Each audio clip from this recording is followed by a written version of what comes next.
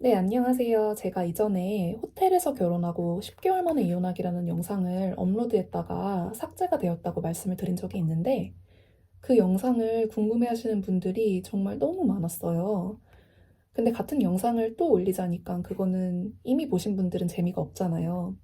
그래서 조금 더 업그레이드 버전을 가지고 왔습니다.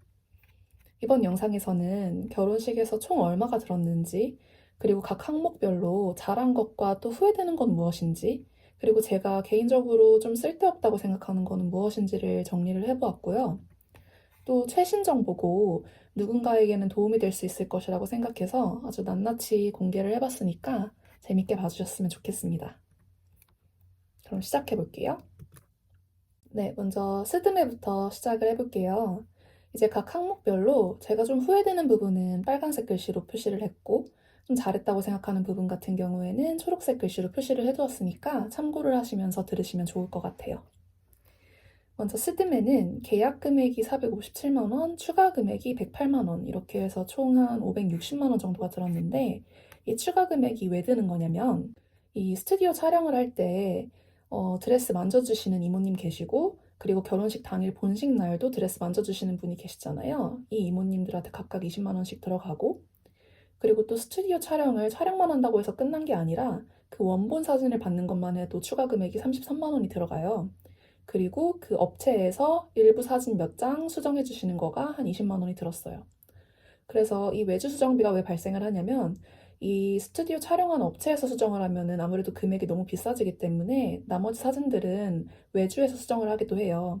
그래서 저는 한 외주 수정비가 30만 원 정도 들었던 것 같아요. 만약에 스튜디오 촬영을 해준 업체에서 수정을 했었다면 이거보다 한 2배, 3배 정도 되는 돈이 들었을 것 같아요. 근데 이제 보시면은 한 560만 원 정도 들은 게 보통 어느 정도 선이냐면 이게 최고급은 아니고 조금 괜찮게 했다 이 정도 수준이라고 보시면 되는데 저는 그럼에도 불구하고 이 정도 돈을 쓴 것도 살짝 후회가 돼요. 왜냐면 저도 이제 결혼을 하는 언니들 따라서 최고가 하이엔드 드레스샵도 한번 구경을 가보고 또 저가 드레스샵도 구경을 가보고 뭐 여러 군데를 가봤지만은 꼭 그 드레스의 퀄리티라는 게 드레스샵의 가격과 완전히 비례하지는 않아요. 비싼 드레스샵 같은 경우에는 드레스만 이미 500, 600만 원을 넘어버리는 경우가 되게 많아요.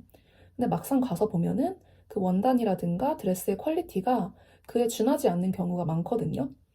그래서 저는 조금 더 가성비가 좋은 드레스샵을 가더라도 안목이 있는 친구나 가족들이랑 같이 가서 본인의 몸이랑 스타일에 잘 어울리는 드레스를 보시는 게 조금 더 저렴하고 합리적인 가격으로 진행을 할 수 있는 방법이라고 생각을 해요. 그리고 또 이 스튜디오 촬영 같은 경우에는 저는 만약에 다시 돌아가면은 과감히 안 할 것 같아요.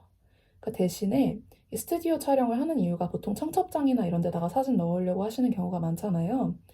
그러니까 신랑 신부가 평소 좋아했던 어떤 여행지를 가서 따로 여행 스냅 사진을 찍는다든지 아니면은 이 드레스를 피팅을 할 때 가봉하는 거 그런 모습을 현장감 있게 찍어가지고 그런 사진을 대신해서 청첩장에다 넣는다든지 그렇게 하는 게 되게 자연스럽고 좀 의미 있어 보이더라고요.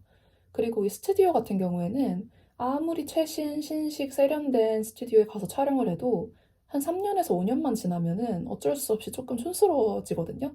그러니까 이것도 유행을 따르는 산업이다 보니까 어쩔 수가 없어요.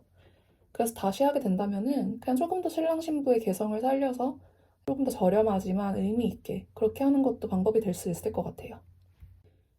그 다음에는 스튜디오 촬영 헤어 변형. 이게 뭐냐면은 왜 결혼 사진 보면은 신부 머리 스타일이 한 가지가 아니잖아요. 뭐 묶은 머리, 푸른 머리, 웨이브 머리, 반묶은 머리 다양할 텐데 그렇게 한 3시간 정도 신부 머리 스타일을 바꿔주시는 분 고용하는 게 한 30만 원이 들어요. 근데 제가 이것도 빨간 글씨 해놓은 이유는 왜 스튜디오 촬영할 때 그 이모님께서 웬만한 기본적인 머리 손질을 다 해주실 수가 있어요. 그래서 굳이 30만 원을 더 안 내더라도 이모님이 만져주시는 것만으로도 어느 정도 다양하게 촬영을 할 수 있거든요. 그래서 저는 다시 하게 된다면은 이 30만 원 굳이 추가하지 않을 것 같아요. 네, 그 다음에는 신혼여행인데요. 신혼여행은 몰디브로 갔다 왔고요. 리조트에서 숙박한 금액이 한 1,100만 원. 그리고 왕복 항공권과 왔다 갔다 하면서 면세점에서 면세품 구입하고 이러는 금액이 600만 원 해서 총 1,700만 원이라고 기재를 했고요. 저는 몰디브 리조트는 굉장히 추천을 해요. 왜냐면 몰디브를 신혼여행이 아니면 언제 가겠어요. 정말 딱 신혼여행 때만 갈 수 있는 곳이라는 생각이 들고, 그리고 몰디브도 리조트가 되게 많고 다양하거든요. 더 비싼 리조트도 있지만 이거보다 훨씬 더 저렴하게 가실 수도 있어요. 근데 저렴하다고 해서 또 별로라고 그러지도 않더라고요. 왜냐면 몰디브 자체가 너무 좋기 때문에 좀 더 가성비 좋은 데로 가셔도 웬만하면 다 좋다고 하더라고요. 그래서 저는 몰디브 리조트는 추천합니다. 그 다음은 결혼식 대비인데요. 결혼식을 이제 신랑 신부만 하는 게 아니잖아요. 양가 부모님, 가족들, 네, 다 가족의 행사인 건데, 신랑 아버지, 그리고 신부 아버지 양복 입으시는 거 각각 200만 원씩, 이게 600만 원. 그리고 신랑 어머니, 신부 어머니 한복 대여비, 이게 100만 원. 그 다음에 이 기타 관리라고 해서 이 부분은 제가 미포함을 했어요. 왜냐면은 솔직히 각각 얼마가 들었는지 모르겠어요. 이 부분도 사람에 따라서 되게 천차만별인데 저는 돈을 최대한으로 아껴보려고 했는데도 뭐 결혼식 당일날 그리고 스튜디오 촬영하는 날 뭐 염색하고 웨딩 네일하고 이런 것만 해도 돈이 꽤 들더라고요. 근데 이 부분은 각자의 사정에 따라서 그리고 뭐를 중요시하는지에 따라서 너무 달라질 수 있는 부분이어가지고 제가 뺐습니다. 그 다음에는 식장 이벤트 항목인데요. 이 본식 스냅은 결혼식 당일날 사진 촬영해 주시는 거, 이게 190만 원 들었고요. 그다음에 본식 DVD는 결혼식 당일날 되게 현장감 있게 그 현장의 영상을 찍어주시는 거, 이게 109만 원이 들었는데, 이거 같은 경우에는 저는 돈이 안 아까웠어요. 왜냐면 그 결과물을 봤을 때 되게 예쁘기도 하고, 또 그 결혼식 당일날의 현장을 현장감 있게 찍어준다는 것 자체가 이제 나중에 시간이 흘렀을 때 그 결과물을 다시 봤을 때 예전을 추억을 할 수가 있잖아요. 그런 의미에서 이렇게 꾸며지지 않고 자연스러운 그 당일의 모습이 기록으로 남는다는 거는 굉장히 의미 있는 일인 것 같더라고요. 그래서 저는 이 부분에서는 굳이 돈을 안 아끼셔도 될 것 같아요. 그리고 본식 연주 이건 뭐냐면은 저 같은 경우에는 호텔에서 결혼을 진행을 했기 때문에 왜 재즈 3중주, 재즈 4중주 이렇게 연주해 주시는 분들 있잖아요. 네, 그게 74만 원이 들었어요. 그 다음에는 결혼식.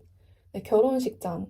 이게 6,500만 원 정도 들었다고 써 있는데, 그러니까 저는 호텔에서 결혼을 했고, 뭐 신라 호텔, 조선 호텔, 시그니엘 이 정도 호텔은 아니지만 그래도 5성급 호텔 중에 하나에서 결혼식을 했어요.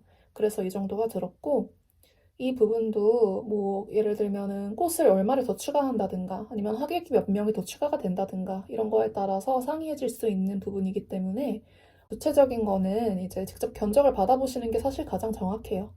호텔 결혼식 같은 경우에는 뭐 저렴하게 하면은 4천만 원대에서부터 비싸게 하면은 1억 원대 이상까지 가격은 그런 식으로 형성이 되어 있는 것 같아요. 그 다음에 준비 기타. 청첩장은 여러분들 다 아시는 그 청첩장이고, 뭐 이것도 더 화려한 청첩장으로 하면은 30만 원, 40만 원까지 쓰시는 분들도 있는데, 저는 그냥 가장 기본 청첩장으로 했어요. 이건 잘한 일 같고요. 그다음 답례품은 신혼여행 다녀와서 각자 신랑 신부, 뭐 직장 동료나 뭐 주변 지인들에게 간식 같은 거 돌리는 거, 그 비용이라고 생각하시면 되고, 사진 인쇄비, 이건 무엇이냐면, 결혼식 가보시면은 왜 포토 테이블이라고 있잖아요. 신랑 신부 사진 있고 꽃 있고 이런 테이블이 있는데 거기에 들어가는 사진 같은 것도 호텔에서 이제 인쇄를 해주거나 하면은 가격이 더 비싸지기 때문에 제가 직접 외주 업체를 통해서 인쇄를 해가지고 가지고 갔어요. 그래서 액자 만들고 하는 그 비용이 한 25만 원 정도 들었던 것 같아요. 그 다음에는 주거 항목인데요. 아무래도 결혼식에 있어서 가장 큰 비중을 차지하는 항목이 이 주거 항목이라고 볼 수 있을 것 같아요. 우선 집 구입이랑 인테리어는 제가 여기서는 미공개 미포함을 했어요. 왜냐면 이 부분은 좀 개인정보기도 하고 또 각자의 상황에 따라서 가격이 차이가 많이 날 수가 있기 때문에 이 부분은 여기서는 제외하고 말씀을 드리도록 하겠습니다. 가구 같은 경우에는 사실 정확한 금액을 이제 계산하는 게 조금 어려웠어요. 왜냐면 뭐 침대나 소파 같이 굵직굵직한 것들은 처음에 다 구입을 해서 들어가지만 그 외의 가구는 나중에 살면서 필요한 것들을 좀 채워가는 그런 느낌이 강하기 때문에 대충 추산을 해봤을 때 한 요 정도 되겠다 해서 작성한 금액이 한 1,600만 원. 실제로는 아마 이 정도보다 더 들었을 거예요. 그리고 이 가전 같은 경우에는 삼성에서 풀세트로 가전을 구입을 했고요. 이 처음에 결제 금액은 한 2,800만 원 정도였는데 결제를 한 다음에 시간이 지나면서 캐시백을 받거나 상품권으로 돌려받고 이러는 게 있어요. 그래서 최종 체감가라고 하는 것이 한 1,700만 원 정도 선이다. 그 다음에는 이제 예물인데요. 공통으로 신랑 신부 이제 웨딩 밴드 커플 반지 그게 615만 원이 들었고요. 그다음에 신부 다이아 그게 2,200만 원 들었고 값이 나가는 이유는 꽤 큰 다이아를 받았기 때문에 값이 이 정도 나가고요. 이 웨딩 슈즈 같은 경우에는 제가 안 샀어요. 안 사고 그냥 그 전날에 쿠팡에서 몇만 원짜리 사가지고 신고 들어갔는데 안 사기를 너무 잘한 것 같아요. 이거까지 샀으면은 얼마나 지금 마음이 더 아프겠어요. 네, 그다음에 신랑 시계 1,760만 원 들었고요.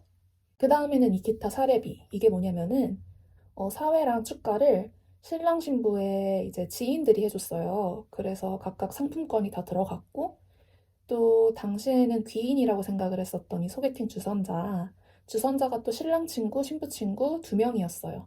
각각 상품권 100만 원씩 들어가서 총 300만 원이 들었는데 네, 뭐 사실 이 돈이야말로 지금 뭐 다시 뭐 받아낼 수도 없는 그런 돈이기는 하지만 그럼에도 불구하고 그 당시에는 잘한 돈이죠. 고마운 분들이고 고마운 분들에게는 사례를 적절하게 해야 되는 게 맞는 것 같아요. 그래서 제가 이렇게 초록색 글씨로 표시를 해두었습니다. 그 다음에 마지막 가장 중요한 거 그러니까 시간과 노력 굉장히 추상적이기는 하지만 저는 사실 가장 중요한 부분이라고 생각을 하거든요. 왜냐면 사실 보시다시피 이 많은 항목들을 다 따져보고 결정을 하고 예약을 하고 이런 것들을 한 90%는 다 제가 했어요. 근데 그거는 사실 아무도 알아주지 않고 어떻게 값을 매기기도 되게 애매한 부분이거든요. 그리고 실제로 이혼을 하면서도 네, 이 부분에 대한 것은 딱히 인정이 되지 않아요. 하지만 저는 이 시간과 노력, 저 굉장히 중요한 부분이라고 강조를 하고 싶고, 지금 생각해봐도 가장 속상한 부분이 그거예요. 아, 이렇게 많은 노력을 들였는데, 이게 어떻게 보면 다 물거품이 되었구나. 이런 생각을 하면은 가장 속상한 것 같아요. 그러면은 이제 총 얼마가 들었느냐.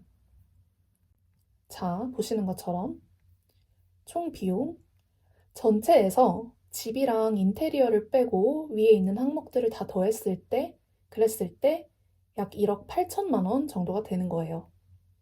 근데 여기서 뭐, 그래, 뭐 예물은 남는 거니까 예물까지 빼고 그래도 1억 3,500만 원 정도가 되는 거고요. 근데 또 여기서 그래, 뭐 가전, 가구 이런 거 비록 되팔았을 때 감가는 되지만 뭐 판다고 치고 그것까지 다 뺐을 때 그래도 한 1억이 되는 거예요. 그러니까 결론적으로 이 결혼식이라는 이벤트를 위해서 사용이 되고 어디서 돌려받을 수도 없는 돈, 날아간 돈, 그게 약 1억이라고 보시면 되는 겁니다. 근데 제가 이거를 정리를 하면서 좀 현타가 왔었던 게 뭐냐면은 뭐 예를 들어서 집이나 뭐 예물 뭐 이렇게 굵직굵직한 것들은 신랑 신부가 같이 하거나 아니면은 신랑 쪽에서 조금 더 많이 지불을 하는 경우가 많지만은 뭐 이런 스드메라든가 아니면은 뭐 이런 결혼식 대비 비용이라든가 식장 이벤트라든가 뭐 기타 경비 이런 것들은 사실 신부 쪽에서 알아보면서 비용을 내는 경우가 많아요. 근데 그런 부분이야말로 사실은 어떻게 돌려받을 수도 없는 그냥 날아가는 금액이거든요. 그러니까 그 당시에는 물론 안 아까웠죠. 네, 결혼을 해서 평생 행복하게 살 거라고 생각하면은 전혀 아깝지 않은 돈이에요. 하지만 저처럼 이렇게 단기간에 10개월 만에 혼인이 파탄이 나서 이혼을 준비 중인 입장에서는 네, 굉장히 아까운 금액이라고 할 수가 있을 것 같아요.